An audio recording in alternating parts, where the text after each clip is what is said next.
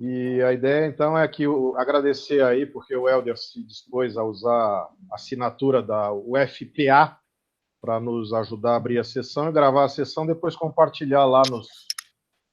Onde é, Cris? Na TV Bucaleiros, né? É Isso aí. Que o Ruzi pediu para compartilhar lá depois da gravação. Com certeza. Aí quem se interessar vai lá também dar um pitaco.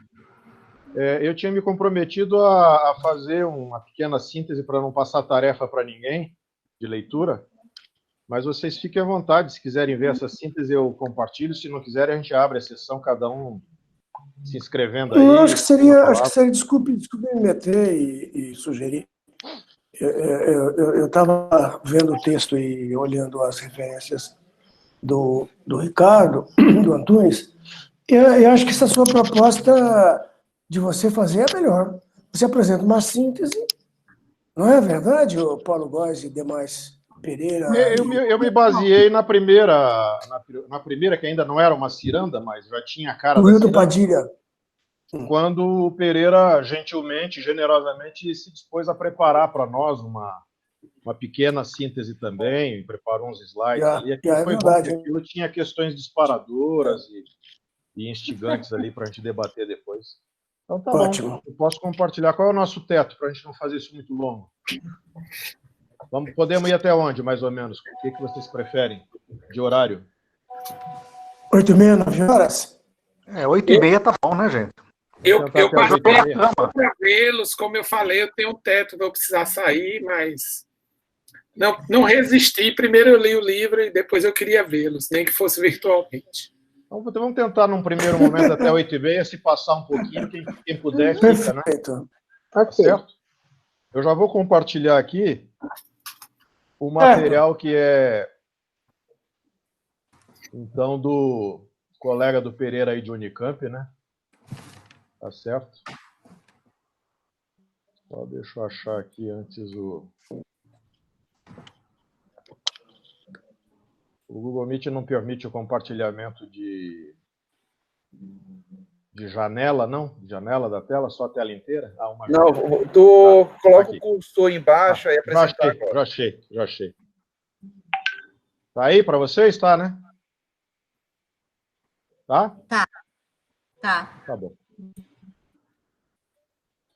Então, tem algum problema aqui com um dos slides? Não, tá aqui. Então, eu vou passar mais rápido esses slides aqui. Vocês sabem, né? Claro, o autor aí é uma figura famosa na sociologia do trabalho, né? E toda a obra dele foi ligada desde a origem, lá na questão das greves do ABC, do movimento sindical, e aí ele foi fazendo carreira discutindo o trabalho, né? E acho que quase todos os livros dele têm esse foco, né? Então, o que eu coloquei aqui, do ponto de vista dos capítulos que ele apresenta para a gente nesse trabalho aí, que é ligado à pandemia. Primeiro, acho que no primeiro capítulo, se vocês leram o conjunto todo da obra, que não é tão longa, é um cenário pré-pandêmico, né? E ali ele deixa bem claro o aprofundamento do projeto neoliberal global, né? Não é novidade nenhuma o que o neoliberalismo propõe: a diminuição do Estado, a privatização progressiva, e no caso brasileiro é um neoliberalismo mais perverso ainda, porque está propondo remover todos os direitos sociais e os direitos trabalhistas em troca de voucher, né? Vai dar voucher para todo mundo aí. E isso já está sendo anunciado, está a caminho agora com o Renda Brasil, né? Tira tudo e dá um pouquinho mais do que era o Bolsa Família, um voucher de Renda Brasil, que tenta, desse modo, seduzir os pobres, desempregados, subempregados, etc. E aí ele fala bastante das consequências disso como política macroeconômica de austeridade, e aprofunda um pouquinho mais, os capítulos são curtos, né? A tragédia do desemprego, da informalidade e precarização acelerada, né?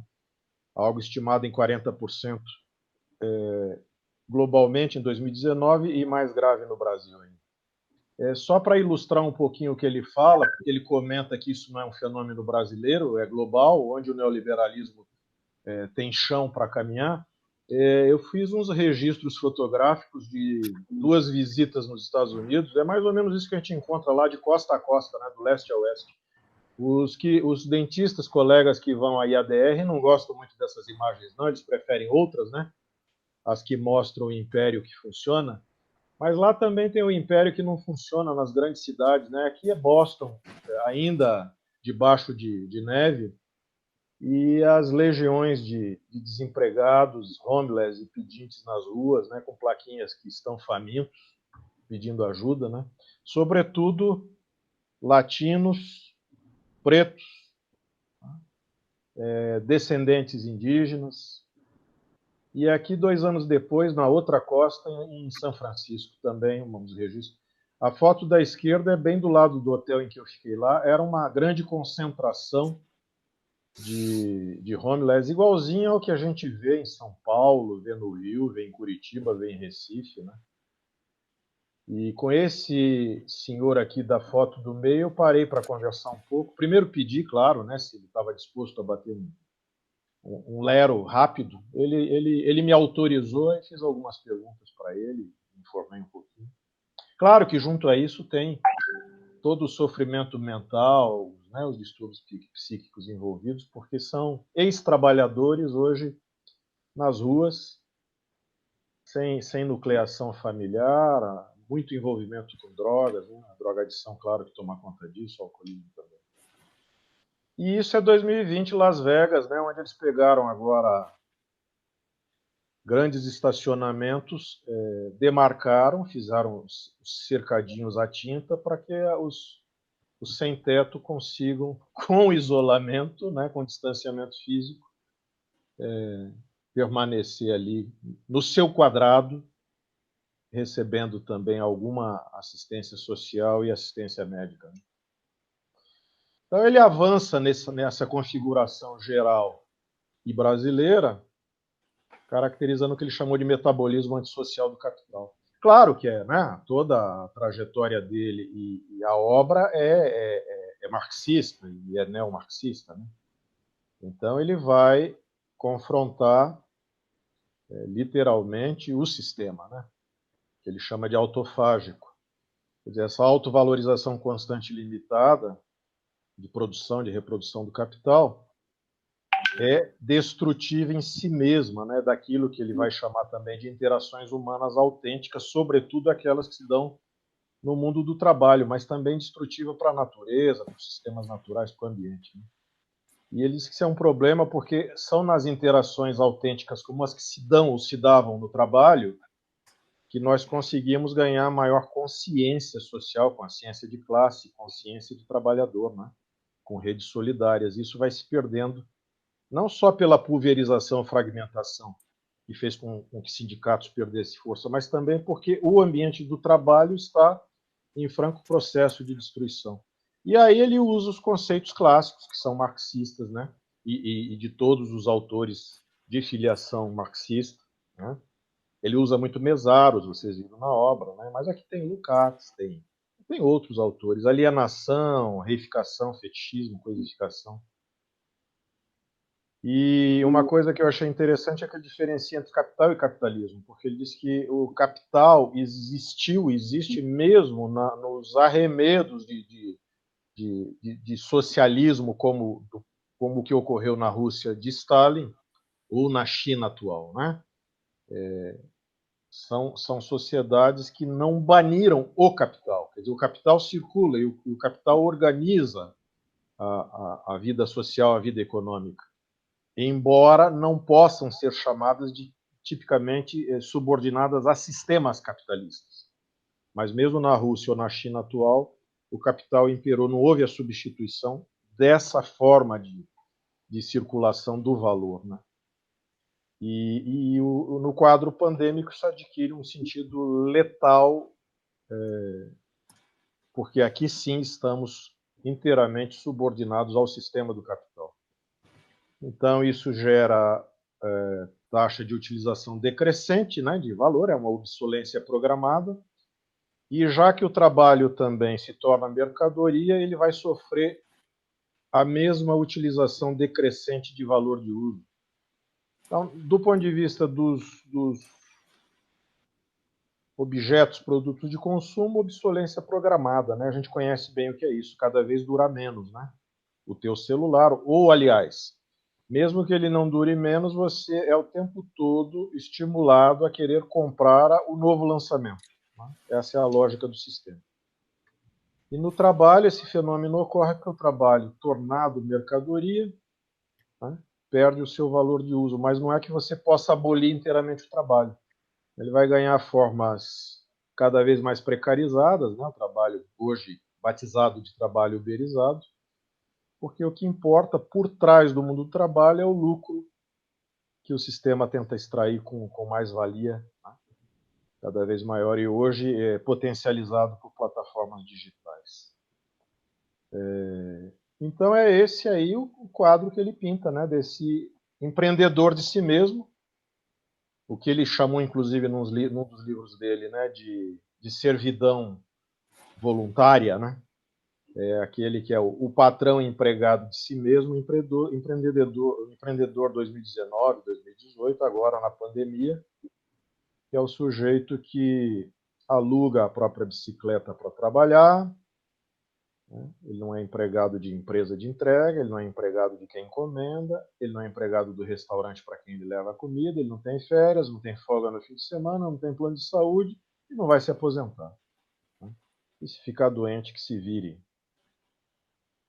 Ele caracteriza algumas crises pré-pandêmicas que foram demarcadoras dos ciclos sucessivos de crise do sistema capitalista e de regeneração do capital, que tentou encontrar novas formas para sobreviver e, mais do que isso, expandir, né?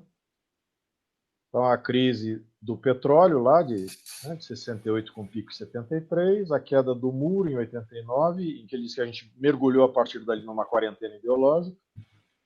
Acrescentei alguma coisa aqui por minha conta, né? O 11 de setembro, que demarcou novas relações globais, especialmente do ponto de vista da política de segurança nacional, com origem nos Estados Unidos, sobretudo, e que alcança vários países.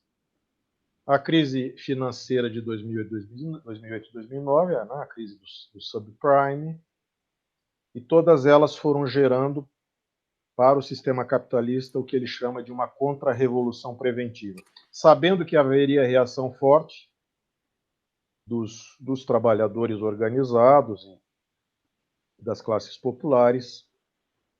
A burguesia organiza, então, contra-revoluções preventivas.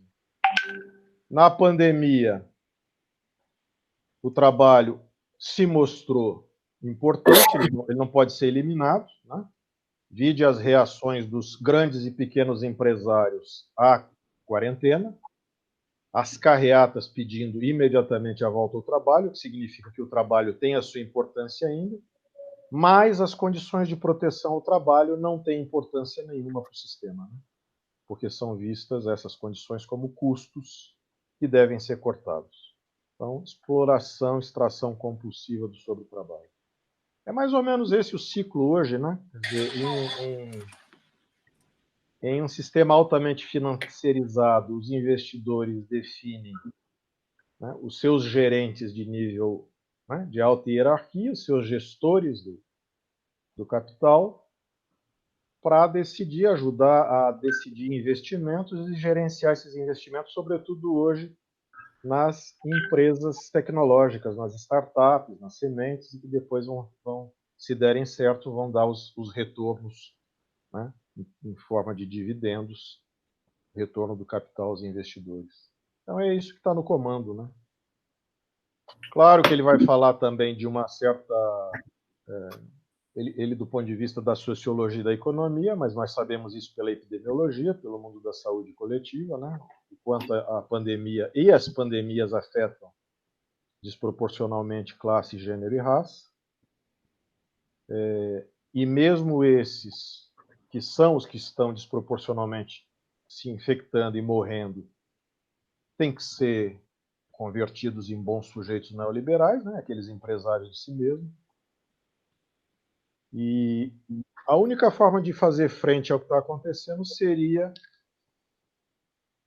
contrariar o receituário neoliberal, utilizando mecanismos keynesianos, né, econômicos keynesianos, como foram usados depois da crise de 1929 e 1930. Isso parece improvável no mundo de hoje. Apesar de que, vocês viram também agora, que mesmo os neoliberais que não querem Estado algum, na crise econômica recorreram ao Estado, né? O Estado que tem que vir em socorro de todos, inclusive dos capitalistas. Então, os trabalhadores ficam sob fogo cruzado na pandemia e no que ele chamou de capital pandêmico, que é, por um lado, a situação da fome, se não tentam sair todo dia, mesmo expondo-se aos riscos, para ganhar o pão do dia, situação famélica ou contaminação virótica. E isso é a lógica dessa indústria 4.0, né? E aí ele vai dando alguns batismos, né? Algumas novas designações, o info, proletariado, o cibertariado, etc. Um trabalho que vai ficando residual no comando das plataformas digitais, informacionais, né? Ele chama de trabalho morto. Então está aqui o fogo cruzado, né? Ou a fome ou a contaminação virótica. E aí os quadros pós-pandêmicos, né? Aprender a conviver com este vírus e com as novas pandemias que virão, serão intermitentes. De todo modo, ele ainda sustenta que a era do conhecimento não vai substituir completamente o trabalho, porque, no mínimo, o trabalho, aqui no sentido do trabalhador, né, ele continuará por um longo tempo, talvez, tendo que fazer as conexões das cadeias produtivas, né? Vide agora, em qualquer sociedade, o papel desempenhado não só pelos entregadores a domicílio, mas por caminhoneiros, pelos trabalhadores do que foi chamada a linha de frente na pandemia. E, para finalizar, ele chama a situações vividas como essa aqui no Brasil de laboratório de experimentação do que será o futuro se a gente não tiver capacidade de reação. Teletrabalho, que ele distingue de home office, né? Cada vez mais individualização, perda de relações solidárias, eliminação total de direitos, uso cada vez mais, para quem pode, de CNPJ, né? A pejotização, compressão de espaço-tempo, porque trabalhando em casa você, né, se perde na questão do espaço e do tempo, acaba confundindo o tempo privado com o tempo do trabalho. Exploração feminina cada vez mais se acentuando. Destaca possíveis pontos positivos, né, menos deslocamentos necessários diários ao trabalho, maior, talvez, liberdade de horários, talvez desfrutar de uma alimentação doméstica. Eu não vejo grandes vantagens nesses pontos positivos, não. E aqui eu usei só o Boaventura, né, que chama isso tudo, né, no período da pandemia, de cruel pedagogia do vírus. As perguntas que nos restam, né, para que serve o Estado, então, não só no período da pandemia, mas fora da pandemia, o destino está reservado ao trabalho e quais os cenários que nós teríamos daqui para frente, né? 2021, 2022. Então é por aí, é essa a ideia que eu acho que ele tentou nos trazer de inspiração, né, para um possível debate. Claro que eu acho que para ir além, a gente teria que consultar mais obras dele, mas, de certo modo,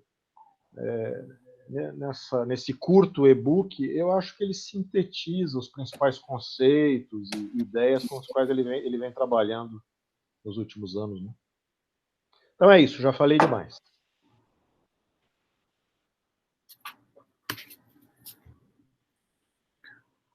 Olha, como eu vou ter que sair, eu já vou me despedir de todos.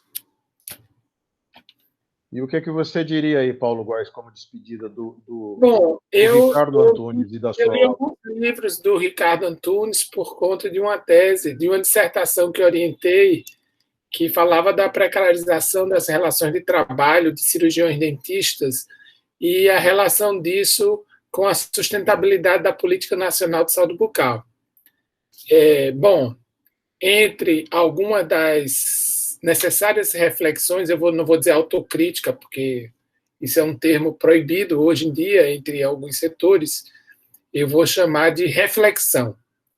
Mas boa parte das políticas de saúde, e o CEL é uma dessas, o Hilton está rindo ali, elas foram implantadas com altíssimo grau de precarização das relações de trabalhadores de saúde.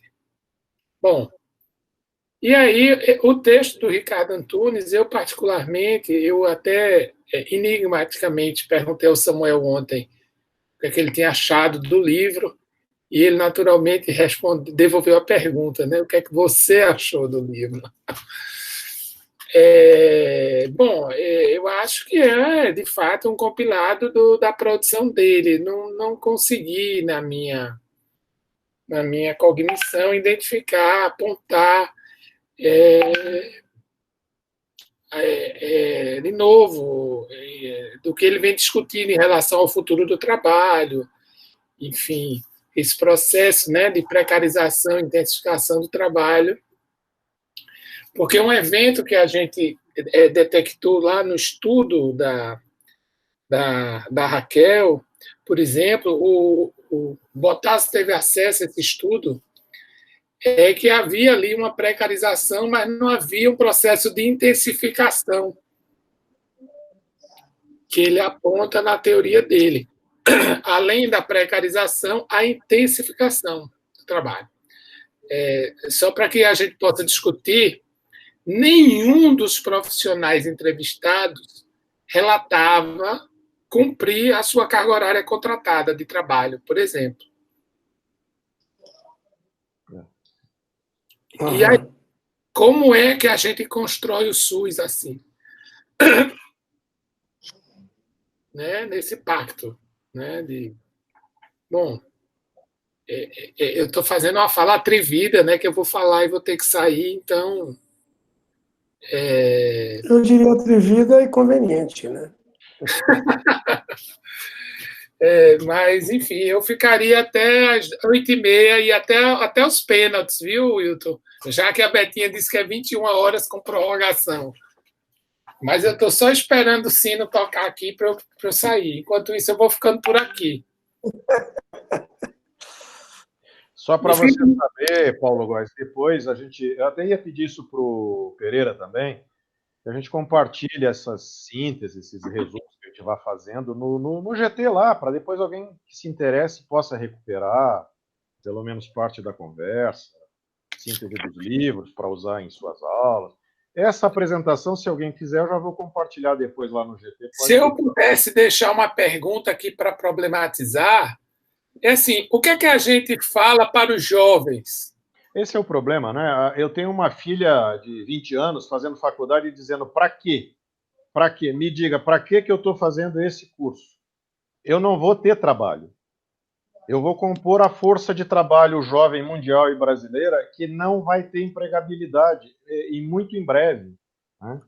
Ou seja, é claro que ela está usando o padrão de trabalho estável, fixo, como ela vê no pai dela e na mãe dela, que chegou até a se aposentar. Ela não tem a menor perspectiva de ter uma vida ligada a um emprego, a um trabalho, em que ela vai ter uma aposentadoria, a menos que ela corra atrás disso por conta própria, né? Para os jovens, eu acho que está bem complicado entender isso tudo. Né? Você tem países na Europa em que a força de trabalho jovem talvez chegue hoje a quase 40%, 50% de desemprego estrutural. Eles estão avançando os 30, chegando aos 35 anos, sem nunca terem podido ter um emprego. Só bicos. E com diplomas. Eu vou falar. Para eu não ficar agoniada. Diga lá. E por que você ficou agoniada, Betinha? Não, porque eu agoniada, vocês falaram dos jovens, e eu tenho essa preocupação com os jovens, né? E conosco também, porque eu acho que a gente tem uma responsabilidade de não passar algo como o fim da história, o fim do trabalho, ou o fim do mundo, né? Mas aí eu acho que a gente precisa pensar nesse... Eu me lembrei de Ayrton Krenak, pensar no adiamento desse fim do mundo. né? E aí eu acho que essas reflexões que o texto traz, eu achei bem interessante, assim, eu não tenho leitura dele, assim, de outros livros, né? Leio mais algum artigo, algum material, assim, em algum curso, mas aí eu fiquei pensando, assim, né? Estou lendo algumas coisas a partir dessa pandemia, refletindo sobre isso, né? Nós estamos parece que a gente está chegando no fim do muro, assim, que chega e não tem mais saída. E aí eu acho complicado a gente pensar nisso, porque aí a gente nega a história, né? A gente precisa, principalmente, eu acho, com essas referências aí marxistas, né? E o próprio pensamento marxiano, que eu tenho uma pequena aproximação também no domínio. Mas, assim, eu acho que tem surgido algumas discussões que aí o texto, que o texto trouxe para mim, que eu achei bem interessante, para ajudar a pensar isso, essa questão do metabolismo social do capital, né? Dessa diferenciação que é feita entre o capital e o capitalismo, para a gente até entender que aí eu olhei para o socialismo, né? Que a gente teve como experiência, na União Soviética, na China, na própria Cuba, com um olhar diferente, de pensar de um outro modo, né? De tentar entender um pouco, né? Por que essa coisa ela se esbarrou, porque na verdade a lógica do capital não foi alterada, né? Na raiz, digamos. Eu acho que aí aqui eu acho que essa discussão que ele traz, que para mim foi bem interessante, enquanto elementos para pensar o momento atual e pensar a perspectiva, quer dizer, pode ser que a gente esbarre e realmente a gente esteja no fim do mundo, entre aspas, né, dentro dessa perspectiva aí. Mas eu vejo, né, nesse movimento aí, né, das contradições e do esgotamento, né, que é possível, a história pode, né, a gente não sabe o que é que vai dar nisso, né, nós somos sujeito da história, eu ainda acho isso. E acho que, assim, eu não tenho nem a energia, nem acho que é a minha geração que vai fazer isso, né? Mas eu acho que esses jovens, que eles vão encontrar uma situação extremamente desfavorável do ponto de vista da organização do trabalho, de um mundo que a gente não consegue nem imaginar viver, totalmente, né, telemático, aí, o trabalho remoto, quer dizer, a gente está experimentando isso com muita dificuldade, né? Agora, com a pandemia. Então, eu acho que há saídas aí, né? E vejo esse movimento que surge de uma outra discussão que traz, eu acho que o Boaventura traz isso, né? Dessa coisa dos estudos, né? Pós-coloniais, neocoloniais, sobretudo aqui na América Latina, eu vejo como uma abertura, uma possibilidade de outros modos de pensar o mundo e de viver o mundo, né? Sobretudo, assim, algumas leituras, assim, que eu tenho buscado fazer, ainda muito incipiente, mas para trazer algo que possa nos colocar numa perspectiva de pensar que há uma saída. Nós, enquanto humanos, podemos fazer um movimento diferente, que talvez não esteja colocado nesses referenciais que nós temos até agora. Eles ajudam, eles são importantes, mas eles precisariam ser reorganizados nessa outra perspectiva, que essas pessoas que produziram até aqui, elas não tinham elementos, aí eu acho que Foucault ajuda nisso, gente, não tinha condições históricas de pensar, de dizer e de elaborar isso. E aí eu acho que são outras condições históricas que esse conhecimento, essas referências todas aí, eu acho que elas nos ajudam a criar outras, porque eu acho que é assim que o mundo gira, a roda gira e o mundo não se acaba. Ou a gente adia o fim do mundo, já que a perspectiva parece aqui de se acabar, né? Porque se continuar desse jeito, eu acho que o mundo se acaba mesmo. O mundo não, nós, humanos, né? A humanidade se acaba. Eu acho que... E aí eu acho que essas experiências dos povos originários, eu tenho pensado muito sobre isso ultimamente. O que é que faz esses povos? O que é que fez? Quais são o que levam esses povos a resistir, né? Numa história, né, de vários séculos de destruição. Então, eu acho que olhar para isso e tentar aprender com isso me faz ver que é possível, vamos dizer assim, a gente alterar esse metabolismo do capital, né? Ou criar outras formas de viver. Eu acho que é possível a gente reinventar isso.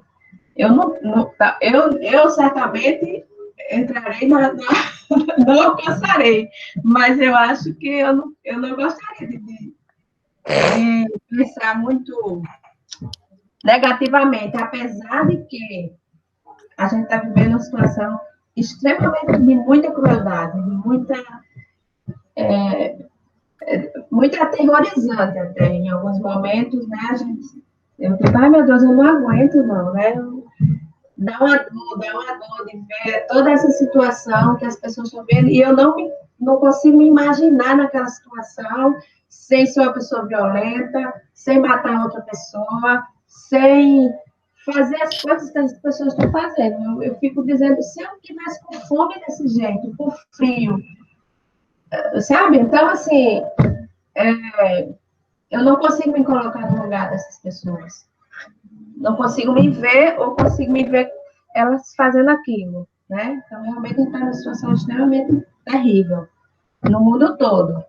Mas eu acho que esses elementos, que esses autores trazem, eu acho que eles podem nos dar um fio da gente encontrar outras formas da gente tentar, sei lá, não quero perder não sei se faz sentido isso. Essa é nossa Betinha Krenak, né? Vamos adiar o fim do mundo, Betinha. A gente tinha pela ordem aqui, não sei se o Helder está acompanhando também, o Roger estava inscrito, mas saiu, tem que cuidar da menina. E aí teria o Pereira e o Botazo. Ok. Eu li o livro com bastante atenção, até porque no sábado eu tive uma conversa longa com meu filho está no 5º ano de Direito na USP, e a gente fez uma perspectiva histórica do trabalho, e a gente começamos a pensar assim em qual seria o futuro de umas 30 profissões, né?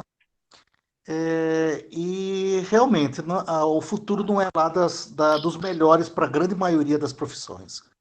Se a gente pensar com muito cuidado, a grande maioria não me parece que tende a precarizar ou tende a uberizar mesmo, no sentido da palavra. Com relação seguindo essa linha de pensamento,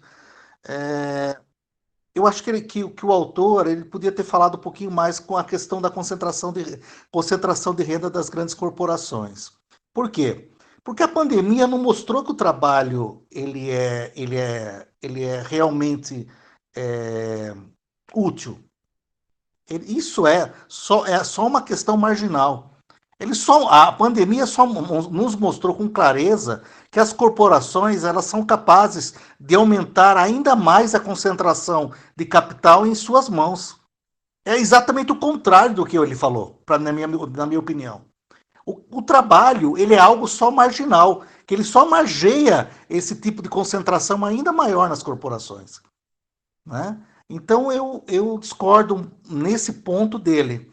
E eu vejo com muito pessimismo cada vez mais o capital concentrado nas mãos da Amazon, do Google, da Microsoft, etc. Tem um especial de um humorista americano. Ele, na realidade, ele é filho de indiano, esqueci o nome dele.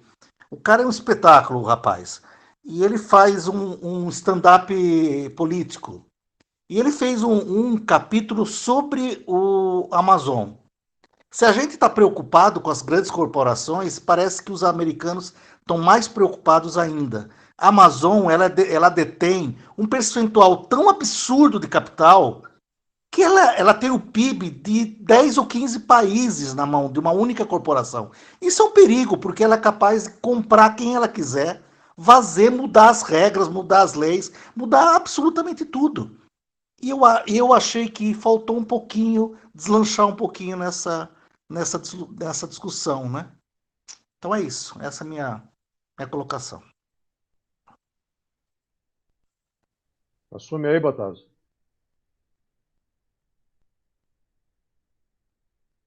Então, vamos lá. Eu acho que pegando exatamente essa última fala do Pereira, quer dizer, claro que tem quem exista, né? Há quem esteja exatamente discutindo o impacto na política, né? Na política geral, né? Na nossa vida, na nossa existência, né? Das grandes corporações, né? A questão dos monopólios. Hoje ela entrou em cena em muitos laboratórios de pesquisa sobre relações de trabalho, né? Aqui na escola tem um grupo que discute isso muito. Eu estou ligado a um grupo de pesquisa, Centro de Estudos Sociais e Relações de Trabalho, um nome enorme, ocupa 3 linhas no cabeçalho do treco e tal, com 3 publicações, uma sobre trabalhadores da voz, mas a última publicação em 2 volumes, um livrão no estilo muito antigo, de que adoece e morre os trabalhadores na era dos monopólios, né? Então, é onde essa questão que o Pereira colocou, ela acaba aparecendo, mas pelo lado negativo, né? O lado que não dá certo, o lado que compromete, o lado que ferra a vida das pessoas, enfim, esse lado morte, né? Essa coisa da necropolítica, né? Como fica colocado. Mas tem um monte de trabalho que vai discutir o impacto das corporações, sem dúvida. Uma corporação dessas, um monopólio informacional, a Apple, a Microsoft, isso tem uma capacidade de mudar o eixo da Terra para mais da metade dos países do planeta, né? Não tem a menor dúvida com relação a isso, né? Então, as relações de poder que estão colocadas nessas novas formulações hoje, elas são descomunais, né? Agora, o texto do Antunes, esse texto dele, é um texto polissêmico, né? É um texto pequeno que condensa um monte de coisa, né, de uma vez só. E eu gostei porque ele se reporta, pelo menos a 2 autores, né, o Mésaros e o Marx, né, o velho Marx, e ele faz referência por inteiro ao capítulo 13 do primeiro volume, né? Que eu acho que para nós é um capítulo que faz toda a diferença. Eu fiquei brincando agora no final da tarde, indo e vindo entre o texto do Antunes e o texto o 13º capítulo, né, do Capital, porque eu acho que ali tem uma antevisão, não é uma antevisão, quer dizer, é alguém cujo método de interpretação, de compreensão, é de tal modo visceral, digamos, né, naquilo que está acontecendo na época dele, que ele consegue dissecar, né, quer dizer, é uma arqueologia do Capital, né, que o Marx faz aí nesse pedaço, e ele não deixa nada, ou pelo menos, ou ao menos, ele não deixa muita coisa de fora. E esse 13º capítulo, acho que ele é interessante para nós, inclusive, na saúde, né, porque ele vai interpretar as possibilidades. Isso que a Betinha colocou aqui, a questão da subjetividade no trabalho, né? Ao contrário do que supunham, né, os antigos autodenominados marxistas brasileiros, né, que em Marx não há subjetividade. Esse é um capítulo que vai trabalhar com a subjetividade, com a cultura, onde exatamente o Ken Loach está colocado, né, quando a filmografia do Ken Loach está em cima disso exatamente, né? Eu acho que é interessante a gente poder pegar por aí. A Betinha falava de uma coisa que eu achei interessante, que o Samuel o Samuel nos provocou quando ele colocou as modalidades do trabalho. Eu tinha anotado aqui em cima, mas a minha máquina deu pau e eu acabei perdendo a anotação que tinha feito, né, com relação a uma das colocações do Samuel, né? Mas vamos lá na generalidade, que acho que depois acho que ele vai conseguir recuperar e ele conecta para nós, né? É que assim, pensando o que a Betinha falou do fim do mundo e pensando que hoje a questão do antropoceno, o Samuel, você tem que ter cuidado dessa questão do antropoceno, né, o Samuel? E aí tem uma questão que o Ailton Krenak trouxe agora no último livrinho dele, né, A Vida é Inútil, ou A Vida Não é Útil, onde ele vai falar disso, né, quer dizer, qual o custo que nós temos hoje de produção da nossa existência, né? Que outros modos de produzir a nossa existência nós temos, né? Se você vê, por exemplo, né, eu estava lendo um enorme ensaio sobre por exemplo, pegando agora esse acampamento, que não é acampamento, né? A gente fala acampamento no MST, dá a impressão de que a gente está vendo um monte de maltrapilhos, né, de gente fugida dos romances do Émile Zola, se instalando em barracas de lona precária, de lona preta, né? O que a gente chamava de acampamento do MST hoje é uma ocupação produtiva de terra, né? Que está longe de ser um acampamento de sem teto, sem terra, de gente, de morador de rua, né? Os moradores de rua aqui de São Paulo, né? Então, eu estava lendo sobre exatamente o que aconteceu agora lá em Minas, né? Naquele quilombo do Campo do Meio, que, para além do horror, eu não quero nem discutir o horror que foi aquela invasão policial, ordenada pela justiça, mas prazerosamente assumida por aquele ser abjeto que governa Minas Gerais hoje, aquela barata desarticulada. E o que era falado ali dava conta de uma enorme possibilidade de vida, mas é uma vida diferente da vida como nós conhecemos. Eu não sei o que virá pela frente. A dialética, nesse sentido, é implacável, né? Quando o próprio Antunes está colocando os limites das tecnologias 4.0 e estas máquinas, né? Por isso que ele se espelha muito no capítulo 13, porque o capítulo 13 vai tratar exatamente da máquina, a relação entre a máquina e o homem, né?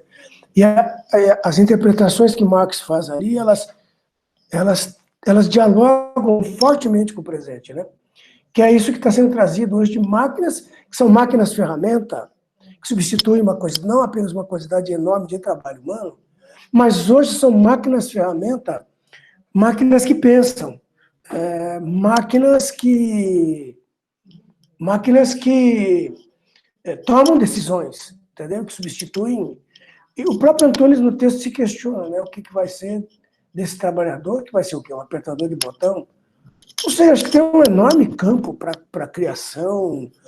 Eu não sei o que poderá acontecer nesse futuro, que é utópico, diante da perspectiva de que tenhamos, sem o massacre fascista, que tenhamos uma liberação da força de trabalho, ou seja, de repente, milhões de pessoas, e elas têm que encontrar uma espécie de renda,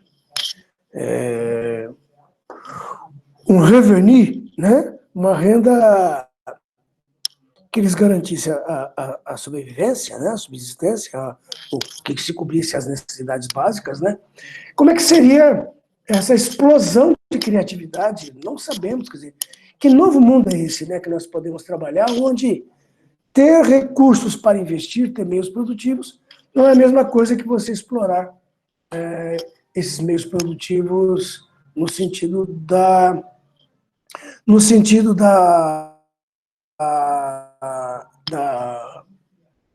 acumulação do capital, né? Aliás, essa é uma pergunta que tem que ser feita hoje, né? Quer dizer, por que o capital deve se expandir? Por que o PIB tem que crescer, né? O que significa a expansão do capital?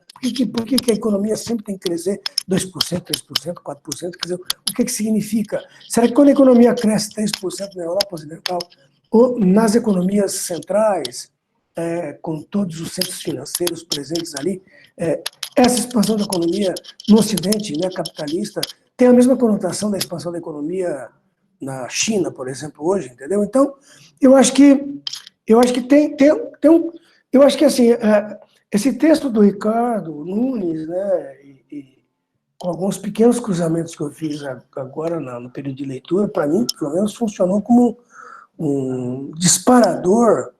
Isso é renda básica universal.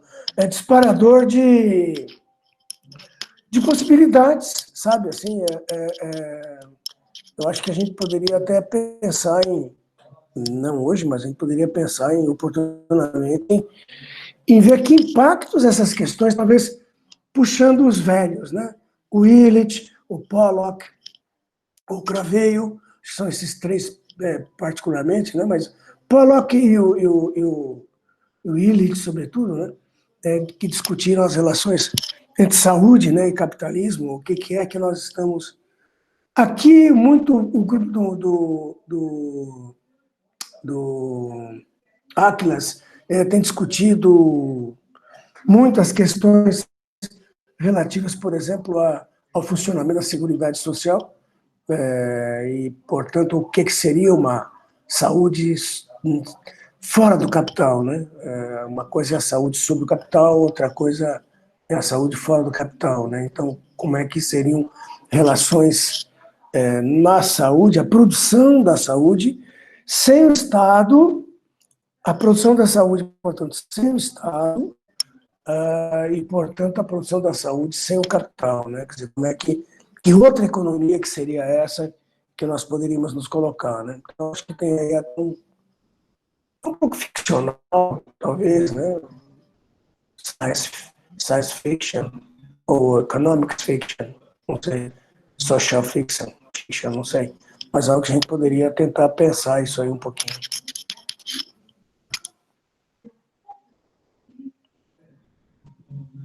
Então, não tem ninguém inscrito aqui, né, Helder?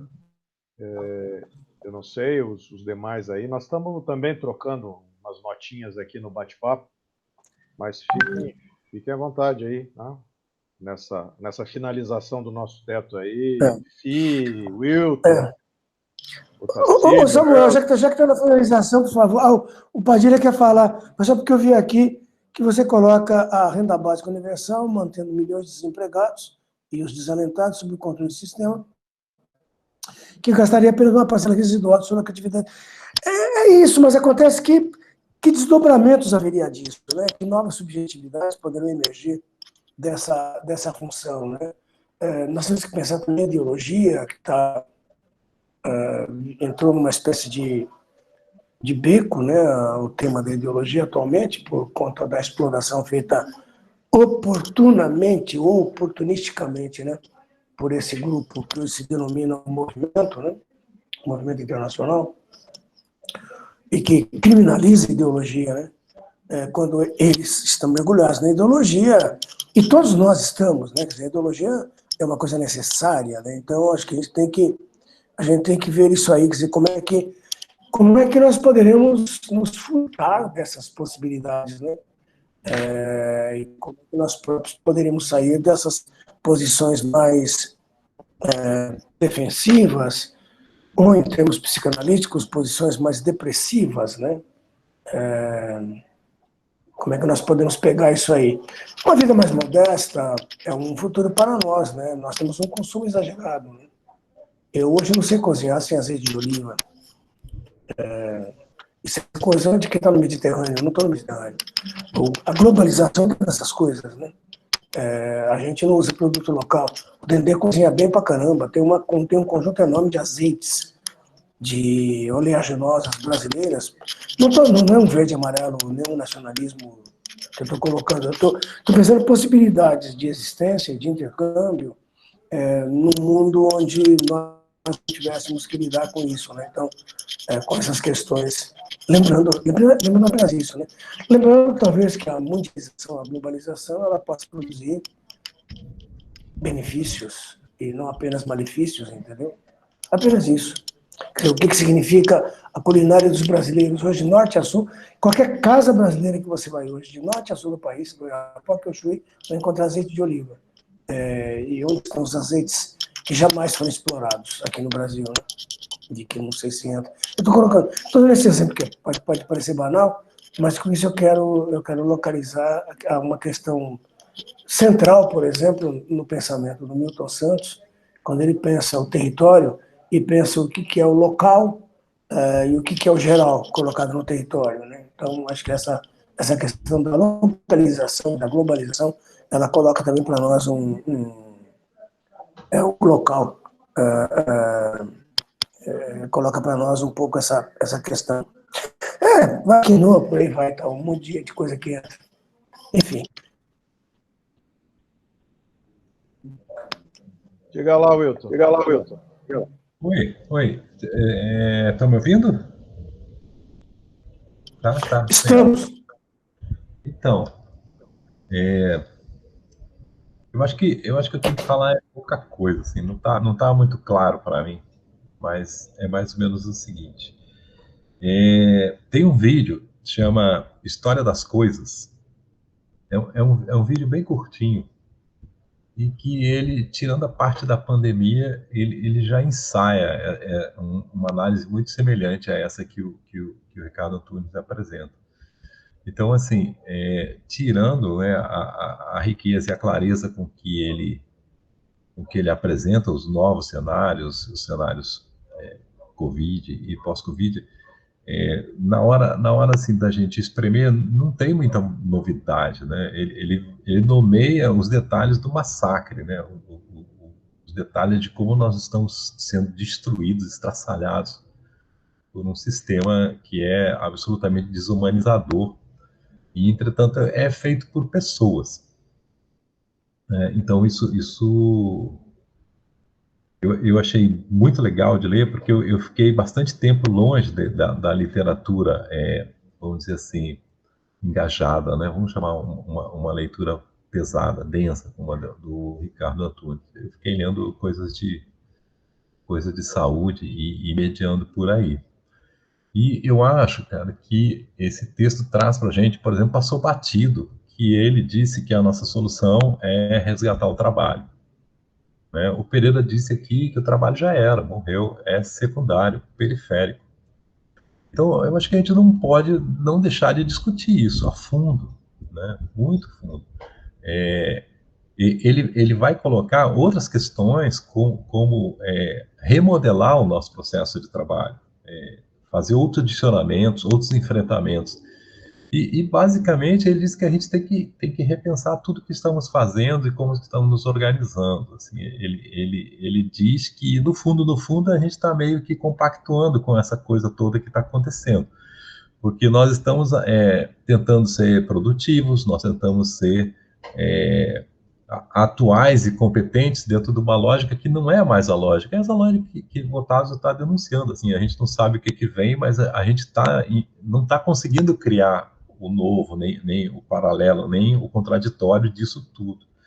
Me incomoda muito ver as pessoas com quem eu lido, e aí eu sou parceiro de Betinha, sabe? Eu adoro gente jovem e ver eles com o maior gás, mas completamente abestalhados pelo processo, né, de cultura que eles têm. Eles são consumidores, e deu.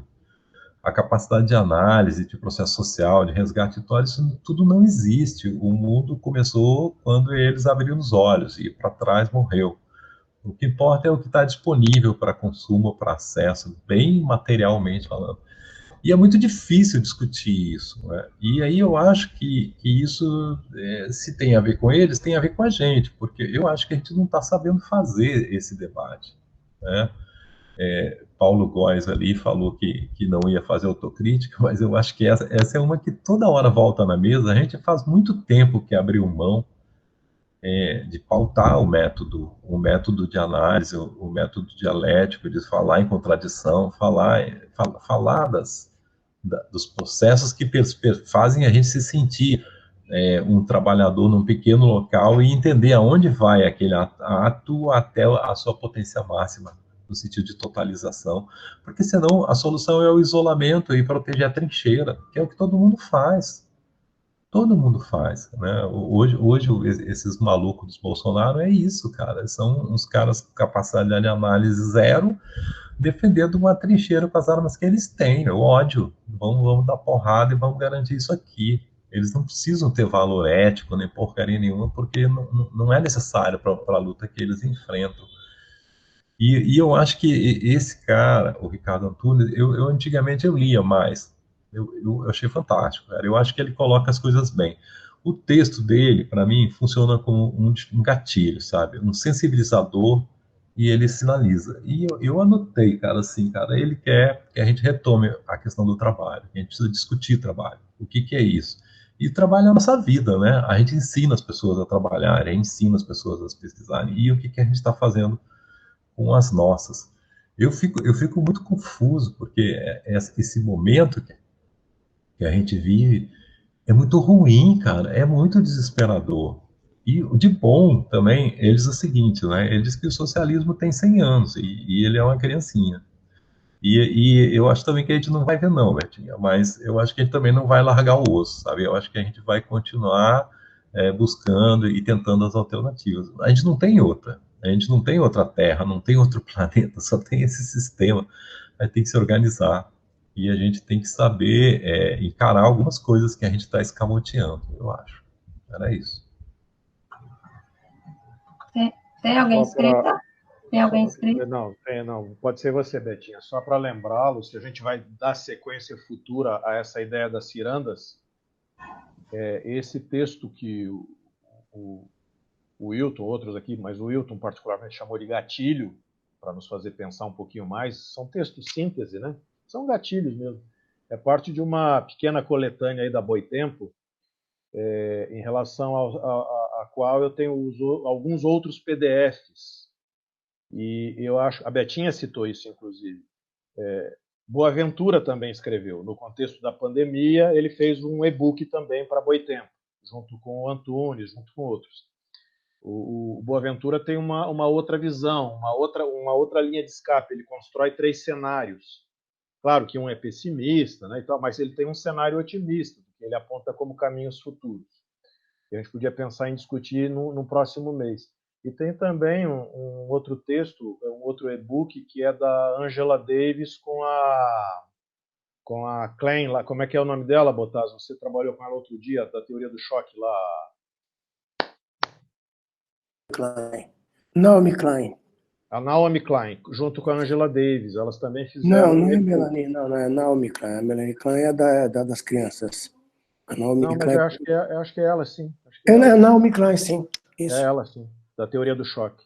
As duas fizeram um texto que ficou bem leve, porque é no formato de entrevista. Eu acho que também vale a pena a gente, talvez, programar, agendar, porque aí é uma visão mais feminina, no sentido do olhar, embora elas sejam feministas que jogam, né, brabo, também vão para a luta e vão para a guerra quando chamadas, quando precisam. Mas acho que é um outro olhar, é uma outra epistemologia ali. A do Boaventura é outra epistemologia, e das duas também. Então, se vocês quiserem, depois a gente compartilha esses outros e-books aí da Boitempo, tá? Na pós-graduação, desculpe, Samuel, se eu posso falar um pouco antes da Betinha agora. Este ano, o nosso programa, na nossa disciplina, eu, Marco e a Helena Watanabe, a gente muda todo ano, é uma disciplina muito dinâmica. E o ano passado eu tinha começado com a questão do pensamento, a descolonização do pensamento, e entrei mais firme até quando nós participamos juntos do programa de verão este ano lá, que você trouxe o antropoceno e eu estava com o imaginário. Então, este ano o programa assentou todo na questão do imaginário e o pensamento e a descolonização do pensamento, né? Pensar a linha abissal do Boaventura. Então, está muito com o Boaventura, está muito com o René Barbier, o pessoal da análise institucional, que já carregou essa questão toda do imaginário. E também as novas epistemologias que estão colocadas hoje, né? Tem um texto muito bom do João Riscado Nunes, ele é do grupo lá do Centro de Estudos Sociais do Boaventura, Ele esteve conosco recentemente aqui na Faculdade de Saúde Pública, né? É um cara muito legal, tal. E ele não é o Boaventura, ele pensa aquelas coisas todas, mas ele é um cara que tem um pensamento próprio, né? Ele pensa, então, essa questão das novas epistemologias, quais são os novos conhecimentos que ficam colocados hoje, né? Quando você pensa a relação Sul-Sul, né? Em oposição a este norte discursivo, né? Essa linha abissal que o Boaventura coloca, e alguns textos seminais também do Milton Santos, né? Nessa questão do local e do global, o que o território contém, né? Que vale a pena, e que vale a pena também pensarmos nesse Sul-Sul, a gente se abrir um pouco para perceber que existe um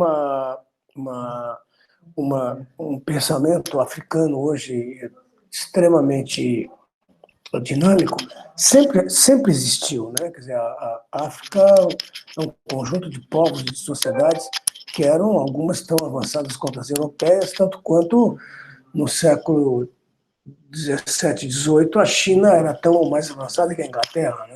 Quer dizer, lembra como é que esses processos sociais, a dinâmica, né, que o processo social acaba tendo, né?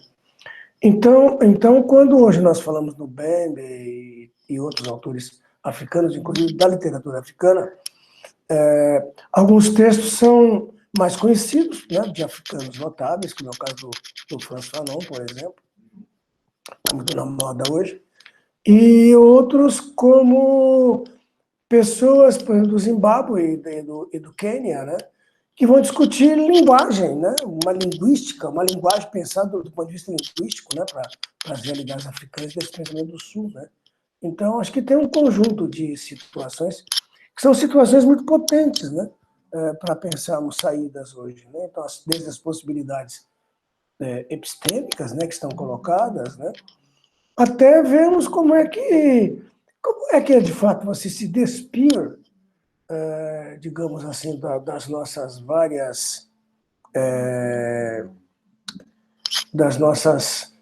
roupagens, né? Porque nós, por mais críticos que somos, né, em relação a esse sistema, a esse regime, a essa necropolítica, nós nos emprestamos a nós mesmos, né, um conjunto de outras roupagens, né? Nós vamos nos colocando também carapaças, carapuças, figurações, personas, né, que nós acabamos assumindo e tal. E como seria viver num mundo onde essas coisas não existissem, né? Eu estava brincando com a história do azeite. Como é viver sem azeite? Como é viver sem vinho? Né? Como é que outros substitutivos entrariam aí, né? Que outros objetos transicionais entrariam nessa sociedade, né? Vivi quase 3 anos na África, numa capital de país, né? Onde não havia televisão, não havia rádio, não havia cinema, não havia teatro, não havia nada das coisas com as quais nós costumamos animar nossas vidas, né? E, no entanto, nós tínhamos uma vida agitadíssima, né? Então, acho que é um pouco isso que a gente teria que pensar um pouco mais para o... Eu desliguei o microfone sem querer. Hello? Diga lá, voltamos a te ouvir. Ok. Pronto, era isso. Desculpe, não sei porque que desligou o microfone. Eu não sei quanto foi que eu perdi, mas azar. Só a tua última vírgula, só isso que foi perdido. Legal, então, ótimo. Então pronto, acabei. A Betinha e a mestra Betinha e mestre Otto, vamos lá.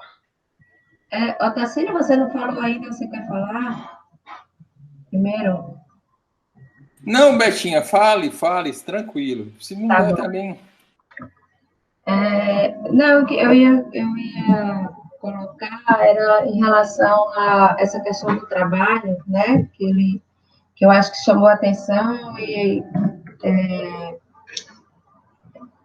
eu acho que dá para a gente pensar, né? Eu acho que abre uma frestinha de possibilidades aí, quando ele chama a atenção que o trabalho, mesmo nesse contexto, né, nessa perspectiva de se tornar extremamente informatizado, digitalizado, né, quer dizer, a precarização da força de trabalho chegar ao extremo dela ser quase destruída ou ser quase obsoleta mesmo, mas que ele chama atenção para a dependência do trabalho vivo, né, até mesmo para ligar a máquina, né, atualmente, né? Pode ser que tenha o automatismo também.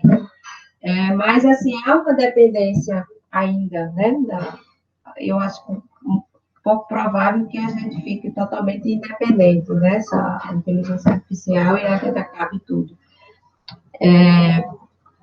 Porque eu acho que tem essa força criadora que o humano tem, nessa capacidade, eu acho que ela é o que define a força de trabalho enquanto essa potência, que, na verdade, não é à toa que o trabalho no capitalismo, para se desenvolver, ele foi alienado, né? Então, essa alienação, e ele faz eu acho que ele abre essa perspectiva de que, se quisermos reinventar a roda, né, o mundo do trabalho, a gente teria que pensar uma outra perspectiva do trabalho não alienado, para um trabalho não alienado e não assalariado, que eu não... isso me fez ficar pensando, como é que seria? Porque a gente vive um mundo e uma realidade em que valoriza o trabalho assalariado, né? A gente está falando aqui exatamente dessa falta de vínculo, que faz parte da precarização. Então, essa contradição aí, eu acho que é preciso a gente refletir sobre ela, para pensar outras perspectivas, né? E eu acho que essas outras perspectivas, elas vêm nessa e aí eu acho que o texto do Boaventura, eu acho que ele também é um texto super legal para ler, né? A Cruel Pedagogia da Pandemia, quando ele traz aquele tripé, né, do capitalismo, do patriarcado e do colonialismo, né? E eu acho que realmente essa questão do patriarcado, ela tem que ser encarada para a gente criar outra perspectiva, outra forma de viver e de conviver, né? E a questão do colonialismo também, né? Que eu acho que, né, quando o Botar estava falando aí, né, da questão do Sul, eu acho que a saída é por aí, porque... E não é para negar o que a gente construiu e criou de bom, de conforto. Eu acho que o problema é o supérfluo, é o que não é útil à vida humana, né? E se torna útil, aparentemente útil, porque o próprio mercado cria essa ilusão, né? Porque, na verdade, se a mercadoria, o grande lance da mercadoria é um fetiche, então, quer dizer, ela ser um fetiche, então, o que está em jogo aí é o desejo. E aí, eu acho que nós, enquanto esquerda, temos trabalhado muito pouco essa questão do desejo. Como é que é o desejo nessa perspectiva da gente, inclusive, fazer a política? Então, eu acho que tem umas coisas aí que... Bom, minha cabeça começa a pensar demais aqui, eu fico agoniada.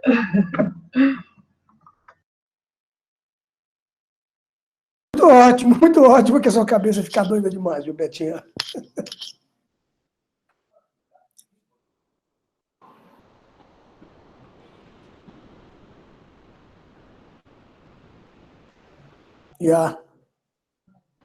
Acho que Diga lá o Tacílio. Opa, tá. Vou ser breve, acho que está terminando, né? Então, assim, eu lembrei de uma autora que a gente não citou aqui, e nem o Ricardo Antunes, mas eu lembrei da questão do trabalho em saúde, que é a Maria Cecília Ferro Donângelo, que lá no início, né, na transição dos 70 para os 80... Estão me ouvindo? Beleza. Na transição dos 70 para os 80, ela estudou né, o médico e a sociedade, como a medicina se assalariava, né, ao, por exemplo, se vincular ao serviço público, né? Os médicos passavam a ser trabalhadores, servidores públicos. E eu não sei se a gente fez essa discussão, né? O assalariamento posterior, né? A proletarização do trabalho médico, a proletarização do trabalho odontológico, a precarização desse trabalho. E a gente é professor, né? Todos aqui professores de escolas públicas, de universidades públicas, federais, estaduais, a gente vive um pouco essa precarização, mas a gente não consegue imaginar o que é a precarização do professor universitário da escola privada, né? Como a vida desse professor, desse colega nosso, minha esposa é professora de uma universidade privada, de um grupo privado, como é uma realidade muito, muito diferente. E só para encerrar, a sugestão aí do Boaventura, mas eu queria sugerir outros autores, porque Boaventura é o norte falando de novo do sul, me dá às vezes a impressão de ser uma nova colonização. Eu estou aqui para colonizar de novo vocês, falando de epistemologia do sul, falando de ecologia de saberes, e eu queria propor uma virada para a África, uma virada para a América do Sul, e tem gente para a América Central. Eu acho que existem outros, não desmerecendo Boaventura, nem o Riscado, mas, né, citar aqui Mignolo, Fanon, como já colocaram, Aníbal Quijano, enfim, Aimé Césaire, que eu acho que são outros autores pouco falados, pouco citados, né? Porque senão, de novo, é o norte, é um neocolonialismo, quando a gente deveria ser não colonial, decolonial, pós-colonial. É isso. Boa noite a todos. Certo, concordo. Acho que os demais também, não sei, né? Vamos conversar mais. Não agora, depois conversamos, né? Das nossas escolhas futuras. O único ponto que devemos ter atenção é a disponibilidade do material para os que se interessarem no GT. Porque o que a gente quer evitar é que as pessoas tenham que correr atrás de compras, né? de Kindle da vida, aí, ou obra impressa, aumentar o lucro da Amazon, né?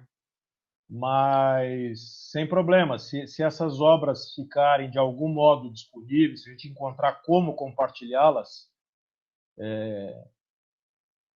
adotamos aí as epistemologias do Sul, pensadas, escritas, faladas pelos do Sul, não pelos do Norte. Vamos tentar isso. É só uma sugestão. Tá bom.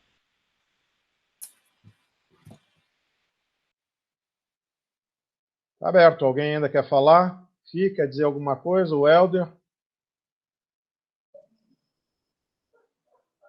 Cris? Está fechado o microfone. Filho.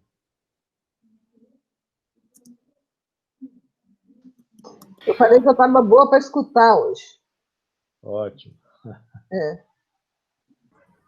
Tá bom. Não, só para nessas reflexões, né, do trabalho, e também, como o Samuel falou, né, que tem uma filha, eu fico também preocupado enfim, com um professor, né, com esses jovens que estão ainda tendo aí, pelo menos o caminho de 20 anos até chegar mais ou menos onde a gente está, né, que são 20, 30 anos de formado, a preocupação mesmo de como é que vai ser o trabalho deles, né, se vai ter espaço para trabalhar, porque eu percebo, por exemplo, cada vez mais essas gerações novas, crianças com 6, 7 anos, já entrando numa linguagem de programação, que é o novo inglês, né, até para tentar inserir nesse espaço que vai ser a robotização, a internet das coisas, como bolar como essas resoluções para uma vida contemporânea, moderna, em que possa gerar consumo para isso, né? Eu tenho também, como enfim, eu vou até o encontro do que foi falado aqui, a gente precisa discutir o trabalho, né? Como é que vai ser, até o Ricardo fala, né, sobre como é que a gente vai fazer com que as pessoas, nos seus horários disponíveis, dentro da dinâmica familiar, comunitária que ele tem, como é que ele pode, nesses horários disponíveis, produzir, a partir do seu trabalho, tentar produzir e melhorar o seu locus, né? E tentar ser enfim, ter ali uma fonte de subsistência, né? Num cenário que a gente tem uma população bem urbana, né? Falando, por exemplo, especialmente de uma realidade aqui mais próxima de mim, mais regionalizada, a gente percebe pessoas que têm nenhuma renda, mas é legal que a Betinha falou assim, como é que vive os povos tradicionais, né? Como é que um caboclo, como é que vive no meio da floresta, sobrevive, né? Sabendo que ele não, às vezes não tem, pode até ter uma escolaridade, mas a vida dele é aquele ambiente que ele está, como fazendo o seu roçado, ou pondo a sua rede para poder pegar peixe, ou vai rio adentro, mar adentro, ou coloca os matapis para pegar o camarão, ou vive do seu extrativismo, né? E é esse cenário que o capital ele não vê, né? E nem quer que estejam, né, nessa produção. E talvez, será que a gente vai ter que, numa dessa discussão, tentar voltar ao nosso lado primitivo, né? Ou seja, será que o caminho vai ser voltar para o passado, como o Bottasso falou, será que eu tenho que consumir menos? Será que eu devo viver mais a realidade até passando isso para questões de segurança nutricional, ou seja, talvez de fazer essa discussão para poder, enfim, ter acesso a produtos que são da minha região, para evitar ou seja, aqui falar de morango aqui em Belém, né, é uma coisa, enfim, que quem é urbanizado até tem acesso, mas é algo que, poxa, às vezes é uma afronta quando você vai, enfim, uma família do interior que ali ele tem toda uma outra disponibilidade, né? Mas isso, claro, que é numa região que tem como esses rios caudalosos, tem um acesso, né, que quando eu falo em miséria, né, claro, a gente tem situações de miseráveis, mas, por exemplo, quando a gente vê o homeless, né, pessoas que vivem na rua, por exemplo, aqui em Belém, o percentual não é tão grande como a gente vê, assim, a quantidade em outros grandes centros, porque ainda você tem uma realidade ainda, apesar de a gente ter uma urbanização grande, mas de pessoas que acabam, em uma situação dessa, às vezes retornando para os seus núcleos familiares, pessoas como essas cidades de origem, e lá subsistindo, né?